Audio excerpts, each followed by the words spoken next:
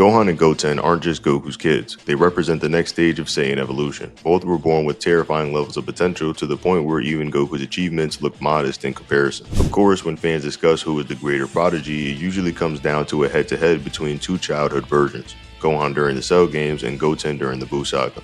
So the question is, which one of them was actually stronger in their youth? Let's start with Gohan. At the time of the Cell games, he was only around 10 years old, the youngest Super Saiyan ever recorded up to that point.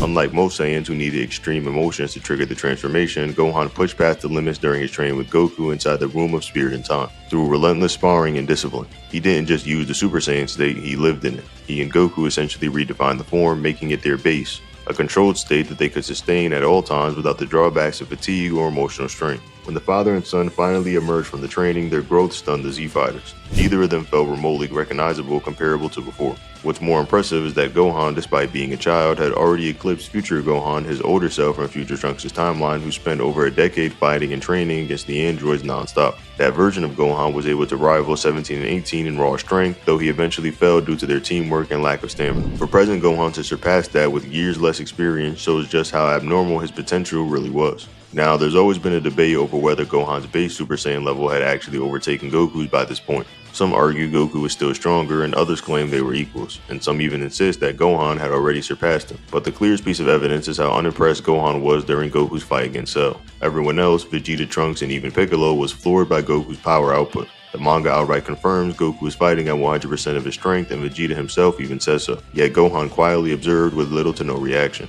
Why? Because in his eyes, Goku's performance wasn't beyond what he himself was capable of. This is reinforced moments later when Goku tags Gohan in, flat out stating that his son is the strongest person on the battlefield. When Gohan powers up, not only are the other Z-Fighters shocked, but even Cell, who had just been mocking Goku moments before. He too recognizes that Gohan's strength was something to take seriously. As just a Super Saiyan, Gohan was taking Cell's energy blast, shrugging off his attacks, and moving with speed sharp enough to deflect beams that normally would have killed someone outright. And the crazy part is that isn't even Gohan going all out. He was holding back, suppressing himself because he hated fighting. It took Cell's sadistic torment, the assault on Gohan's friends, and finally Android 16's death to push him into the rage necessary to unleash his true potential in Super Saiyan 2. But even before that transformation, Gohan's base Super Saiyan form was operating on a level that made Goku himself look outdated. When Gohan first squares up against Cell, we catch small glimpses of the terrifying strength he's been hiding. Even though he isn't taking things seriously, there are moments where he lashes out with counters so fierce that Cell himself is even caught off guard. One particular strike even sends the bio-android sprawling, bleeding from his mouth,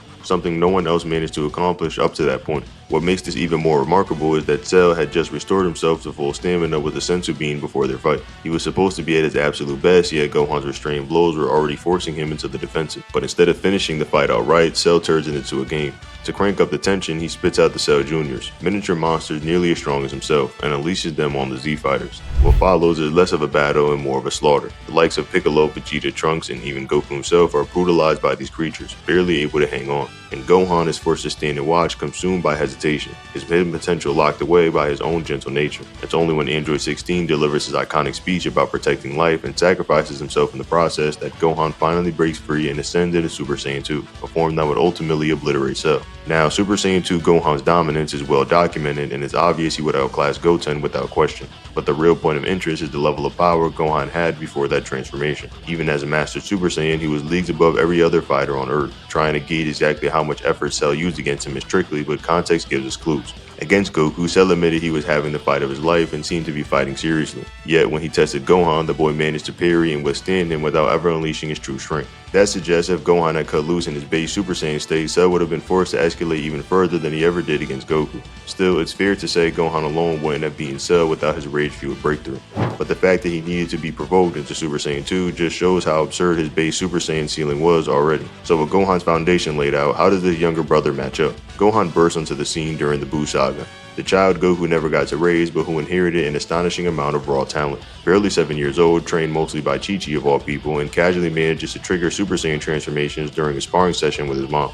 That alone speaks volumes. Goten broke Gohan's record as the youngest Super Saiyan in history, and he did it by almost accident. Later, when sparring with Gohan, the younger brother shocks everyone. Goten pushes his brother harder than expected to the point where Gohan actually has to stop holding back and try. Their skirmish is cut short by Vidal's arrival, but the exchange is enough for Gohan to reflect. He realizes that if he doesn't shake off his rust and commit to training again, both Goten and Trunks will eventually surpass him, and that's no small admission. Adding to this is the Daizenshuu statement that Goten's battle power is not the least bit inferior to Gohan. On paper, that sounds like the two are equals, which has led to a lot of debate among the fans. But the wording is misleading if taken literally. In reality, the line is pointing towards Goten's potential rather than his current fighting ability. The manga and anime evidence both don't support the idea of Goten already being on par with Blue Saga Gohan. Otherwise, Gohan would have flat out admitted it. Instead, his own thoughts make it clear while Goten and Trunks are catching up fast, they haven't quite surpassed him yet. But this is arguably because they don't have access to Super Saiyan 2. Goten being equal to base Gohan isn't actually that far of a stretch. But you can't say that Goten and Super Saiyan at this point would be stronger than Super Saiyan 2 Gohan. By the time 7 years have passed since the Cell Saga, Gohan had largely let himself go. Once Earth's strongest warrior, he's now lagging behind both Goku and Vegeta, who had previously outpaced a significant margin. Meanwhile, Goten continues to train steadily alongside Gohan, and by the 25th World Martial Arts Tournament, he teams up with Trunks in the youth bracket. Both youngsters dominate their way through the tournament, eventually facing off in the finals. Trunks edges out a victory in a challenging bout, but Goten himself pushes harder than would ever expect, and even firing off a Kamehameha without any formal preparation. Not content with just the youth bracket, the duo decided to sneak into the adult division, taking on the persona of Mighty Mask. They face off against Android 18 starting in base form. Despite their small structure, they catch Android 18's attention immediately. She recognizes the immense energy radiating from them, a clear indication that she takes them seriously. This isn't a minor power either. 18 at this point surpasses what Goku and Vegeta were capable of before training in the hyperbolic time chamber, and she easily outclasses the 3 years worth of gravity and combat training the young Saiyans overtook. She's strong enough to take on Super Saiyans capable of obliterating Mecha Frieza, who himself could destroy planets without any effort. When Goten and Trunks transform into Super Saiyan, their combined ki blast shock Android 18, leaving her visibly uneasy. The destructive output of just one of these blasts from these two youngsters is potentially lethal to her, which implies that Super Saiyan Goten at this point has already surpassed Android 18 in raw power, a topic still debated among fans.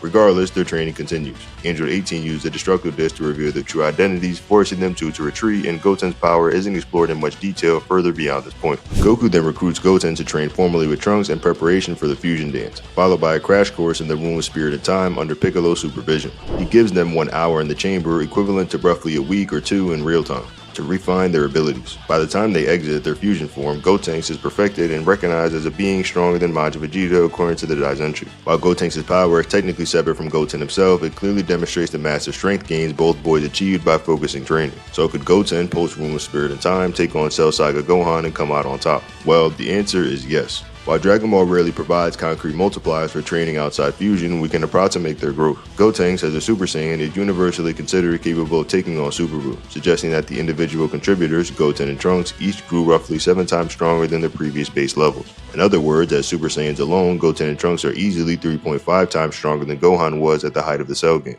This power gap is substantial enough that either of them could theoretically solo the events of the Cell Saga with minimal difficulty. Outside of fusion, their progression in Super Saiyan isn't explicitly documented. While they are clearly stronger than before, concrete scaling is limited, and even their engagement with Cell Max is inconsistent due to the erratic behavior and unclear durability. By the end of Dragon Ball Z, both Goten and Trunks appear to squander parts of their potential, as by the time Oob appears, they are implied to have neglected consistent training. Nevertheless, even their brief stints of intense training and limited combat experience, these two young Saiyans should never be underestimated, making Goten at his peak versus Cell Games Gohan not even close, and Goten pretty much slams.